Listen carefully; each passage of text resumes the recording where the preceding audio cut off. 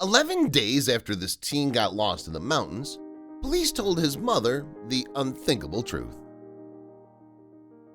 Without food, water, or camping provisions, the teen was at the mercy of nature. He disappeared into the wilderness of the Great Smoky Mountains, a daunting Appalachian subrange straddling the border of North Carolina and Tennessee. No one knew if he was dead or alive. And then on the 11th day of his disappearance, the authorities contacted the mother with news. Named after a blanket of fog that often shrouds the range and resembles plumes of smoke from afar, the Great Smoky Mountains encompass a diversity of natural elements. Southern Appalachian's spruce-fir forest swathes its highest elevations, the largest such ecosystem in the United States. And at lower elevations, some 187,000 acres of old grove forests constitute the biggest anywhere in the eastern United States. Home to ancient geological formations, precious flora and fauna, including one of the country's most dense populations of black bears, the range is protected as a part of the Great Smoky Mountains National Park, the most visited park in the United States. In fact, the Great Smokies are so ecologically diverse that they've been declared an international biosphere reserve.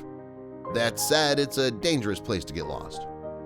On June 20th, 1962, for example, a 6-year-old boy, Dennis Martin, disappeared during a trip to the Great Smokies, never to be seen again. On September 25th, 1981, an experienced hiker, 58-year-old Thelma Melton, also inexplicably vanished while visiting the park with friends. And on October 8, 1976, student Teresa Gibson went missing while on a school trip. Austin Bohannon, the teen who disappeared in the Smokies on August 11, 2017, was an 18-year-old camping enthusiast from Blount County, Tennessee, an area of mountains, coves, caves, and undulating foothills which extend into the so-called Ridge and Valley Appalachians in the north. He lived with his mother and stepfather, Brooke Bohannon, and Hubert Dyer Jr.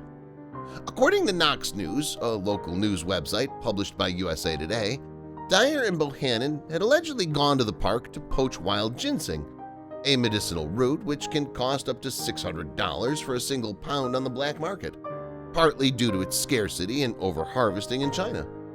The plant takes up to a decade to mature and is a crime to take it from national parks without a permit. While hiking the course of Shop Creek, a forested stream which eventually empties into Chiloe Lake, Dyer somehow lost his glasses. He then hiked off to search for them, became separated from his stepson who was also looking for the glasses, and lost him. The teen stepfather did not report Bohannon missing until August 13th because he believed that the family could locate him themselves. The authorities subsequently launched a massive search operation involving over 100 people. I cannot, right off the top of my head, remember a search that went longer than this one did, Chief Ranger Steve Closter told Knox News, adding that the Bohannon family had helped the searchers by supplying drinks, food, and morale. In fact, the search involved numerous agencies, including the Back County Unit Search and Rescue Team, the Tennessee Wildlife Resources Agency, the Tennessee Highway Patrol, the Tennessee Emergency Management Agency, and the park's own Search and Rescue Unit. Over a period of 8 days, they scoured a thickly vegetated area of 6,700 acres, deployed canine units and a helicopter with infrared sensors, but failed to find Bohannon. Nonetheless, there were good reasons to hope that Bohannon was still alive. For one thing, there was plenty of water in the park. For another, it was summer, meaning that the kid did not have to contend with sub-zero temperatures. He was young, he was in shape, said Closter to Knox News. I felt confident that he could still be alive. In fact, after losing contact with his stepfather, Bohannon had ascended a ridge in an apparent attempt to pick up a cell phone signal. However, the calls didn't connect, so he slept on the ridge and descended the next day. He then located Tabcat Creek and followed it to its confluence with Panther Creek, a tributary to Abrams Creek, which runs near a campground. However, Bohannon followed the creek in the wrong direction, and after a few days, the terrain, punctuated by waterfalls and rugged gorges, became extremely challenging. Bohannon then realized his mistake and turned around. Fortunately, he kept his head throughout the whole ordeal. I wasn't scared or anything, I just knew that I'd been separated and I needed to do something about it, Bohannon told ABC News. The main thing was just keep my calm, keep my cool, just keep moving. It's instinct, I guess, that came out, and I prayed literally every night and day, and it helped me drive forward. The lost teen had no food to sustain him, but after a few days, his hunger naturally dissipated. I didn't eat, Bohannon told ABC News. I felt hungry the first couple of days, and after that, the hunger just kind of went away because, I guess, my brain figured that it didn't need to send that signal.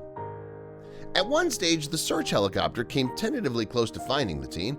In fact, he heard it flying overhead, but the canopy was too thick for him to alert the pilot. Bohannon had no choice but to keep on moving. Having been missing for 11 days, Bohannon was tempted to eat insects to survive. He later told ABC News he was this close, but on the same day, after sleeping on a high ridge, he looked down at the confluence of Panther and Abrams Creeks and spotted what appeared to be a boat and some kayaks. Luckily, I saw a boat, a guy and his daughter, Bohannon told ABC News. I waved them down and hollered at them, and they were like, "Hey, I'm coming," and he asked if I was the one they'd been looking for, and I said, "Yes, sir, I guess so." Bohannon was subsequently taken to Blount County Memorial Hospital for assessment. A few hours later, he was discharged and reunited with his family. I just locked eyes on him, grabbed him, hugged him. Both of us started crying, the teen's father, Rob Bohannon, told ABC News, describing their reunion. It was a moment I'll never forget. "I serve an almighty God. Praise be given unto him," wrote Brooke Bohannon on Facebook after the rescue of her son. Some 8 hours earlier, she had shared a prayer. "Please, Lord, bring our boy back to us some way or another," she wrote. Meanwhile, there is the small matter of alleged ginseng poaching, a crime which carries a penalty of up to 6 months in jail. Later on, we'll look at the law enforcement component, said Closter to Knox News, but we're not there right now. Indeed, Bohannon's 11-day ordeal may well have been punishment enough.